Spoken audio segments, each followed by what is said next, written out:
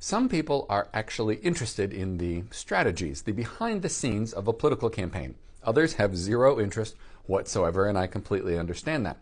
So this series is going to talk about strategy, some of the suggestions from you guys, some of the things that we're doing with this campaign, and why I believe that they'll actually work in the end. So in the very first one, I talked about call time, which is the expectation that a candidate is going to spend 4, 6, maybe even 8 hours a day, every day, calling people asking for money. That's literally the job of your political candidates. And oftentimes it's also their job once they're in office. And I think that's kind of ridiculous. But it comes from two places. First, there is this strong belief that money is what wins political campaigns, right? We've seen hundreds of millions, billions of dollars spent in the 2020 election, and it makes sense. But here's the truth of it. Money only buys us communication. Also helps buy some of the people behind the scenes to help design that communication, of course, but ultimately it buys communication. So that might be ads on television, on the radio, and newspapers, on social media. Well, we have communication for free right here.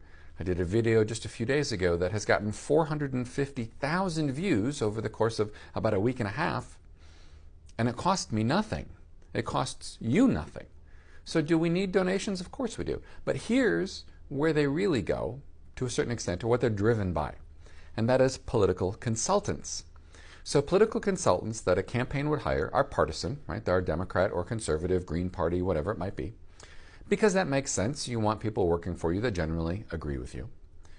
But the way that they make their money, they may have monthly retainers, but the real way that they make their money is from the additional fees that they charge for creating and setting up all of those ads. So if they're doing a purchase of TV ads, they might add on 15%, and that's their cut. If they're doing flyers, which we all got in our mail way the hell too much in 2020, they're adding on 15%.